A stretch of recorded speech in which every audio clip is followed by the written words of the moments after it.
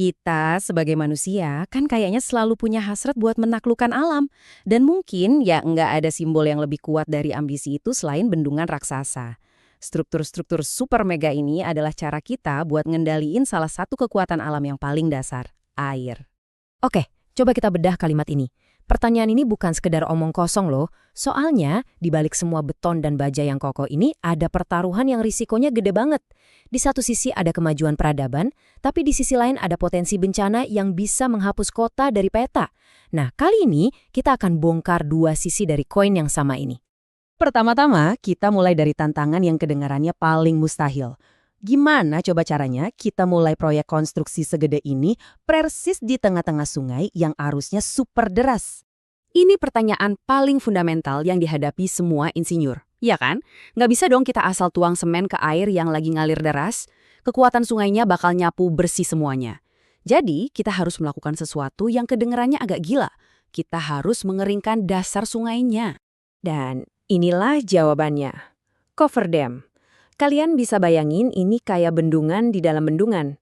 Ini tuh semacam benteng sementara yang tujuannya cuma satu, nahan laju sungai biar para pekerja bisa membangun fondasi bendungan utama di tanah yang kering dan aman. Jadi, prosesnya kira-kira begini. Pertama, para insinyur membangun dua dinding raksasa yang melintang di sungai, yang secara efektif membelah alirannya dan mengalihkannya ke jalur lain. Terus, mereka mompak keluar semua air dari area di antara dua dinding itu. Nah, begitu dasar sungainya kelihatan dan kering kerontang, barulah pekerjaan yang sesungguhnya bisa dimulai. Seperti yang kalian lihat di sini, cover dam ini fungsinya kayak perisai, menciptakan zona kerja yang terisolasi total dari kekuatan sungai.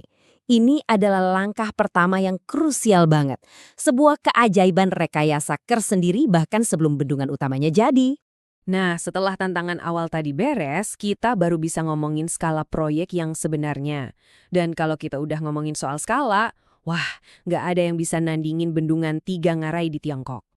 Kalian nggak salah dengar. Sebuah struktur buatan manusia bisa begitu besar dan beratnya, sampai-sampai mampu mempengaruhi fisika planet kita. Jadi, waktu bendungan ini nampung air sampai kapasitas penuhnya, dia itu nahan lebih dari 40 km kubik air. Biar gampang bayanginnya, itu setara dengan lebih dari 16 juta kolam renang ukuran Olimpiade. Gila kan? Dan dampaknya bener-bener di luar nalar. Menurut perhitungan NASA, pergeseran massa air raksasa ini sedikit mengubah momen inersia planet kita, yang ujung-ujungnya memperlambat rotasi bumi. Hasilnya, hari kita jadi lebih panjang sekitar 0,06 mikrodetik. Emang kedengarannya kecil banget ya? Tapi coba pikirin deh, sebuah bangunan bisa ngubah durasi hari di planet ini. Bukan cuma itu, berat air yang terkumpul di satu lokasi ini juga cukup kuat untuk menggeser posisi kutub geografis planet kita sekitar 2 cm. Ini bukti nyata betapa dahsyatnya skala rekayasa yang lagi kita omongin. Tentu aja tujuan utamanya adalah buat menghasilkan listrik. Air yang ditahan di ketinggian itu kan punya energi potensial yang luar biasa besar. Waktu dilepaskan, airnya meluncur lewat pipa-pipa raksasa dan menghantam bilah turbin, kayak turbin Francis yang kalian lihat ini. Nah, putaran turbin inilah yang menggerakkan generator dan mengubah kekuatan air jadi energi listrik yang masif. Tapi, ada tantangan lain yang nggak kelihatan tapi sama besarnya. Waktu jutaan ton beton mengering, reaksi kimianya itu menghasilkan panas yang luar biasa. Kalau dibiarin gitu aja, panas ini bisa bikin betonnya retak dari dalam.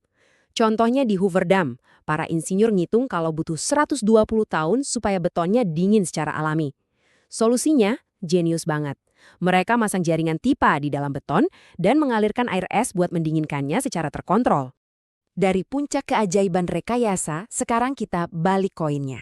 Kita lihat sisi gelapnya. Apa yang terjadi kalau struktur kolosal ini gagal? Kisah Bendungan Bangkiau ini adalah sebuah peringatan yang mengerikan. Pada bulan Agustus 1975, topan Nina membawa curah hujan yang jauh melampaui perkiraan siapapun. Bendungan yang tadinya didesain super kuat, itu ternyata nggak mampu nahan tekanan air.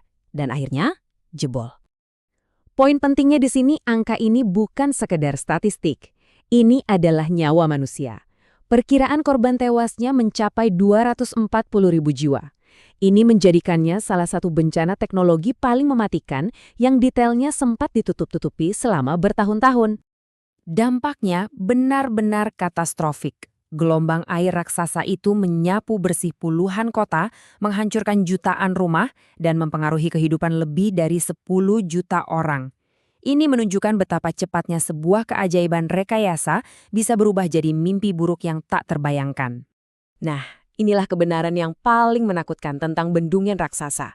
Margin kesalahannya itu tipis banget. Di balik kekuatannya yang luar biasa, ada kerapuhan yang sama besarnya. Cuma butuh satu titik lemah, satu retakan kecil, itu bisa jadi awal dari kehancuran total. Ini semua membawa kita kembali ke pertanyaan awal tadi. Setelah melihat kedua sisinya, yang luar biasa hebat dan yang luar biasa mengerikan, gimana kita harus memandang mahakarya sekaligus monster ini? Coba kita lihat lagi Bendungan Tiga Ngarai. Di satu sisi, bendungan ini menjanjikan pengendalian banjir dan energi bersih dalam skala masif. Tapi di sisi lain, pembangunannya memaksa lebih dari 1 juta orang untuk pindah, menenggelamkan warisan budaya yang tak ternilai harganya, dan sampai sekarang terus memicu perdebatan sengit soal keamanannya. Bahkan efektivitasnya pun dipertanyakan. Para kritikus seperti Zheng Jianping ini menunjukkan bahwa janji-janji manis yang diutarakan waktu pembangunan ternyata nggak selalu terwujud dalam kenyataan. Ini makin menambah kompleksitas dilemanya. Apakah manfaatnya benar-benar sepadan dengan semua biaya dan risikonya? Pada akhirnya, ini pertanyaan yang harus kita renungkan bareng-bareng. Bendungan raksasa adalah cermin dari ambisi dan kecerdasan kita, tapi juga pengingat akan keangkuhan kita sebagai manusia. Mereka adalah keajaiban rekayasa yang berdiri di atas garis yang sangat tipis antara kemajuan dan bencana. Jadi, menurut kalian gimana? Keajaiban atau kesalahan?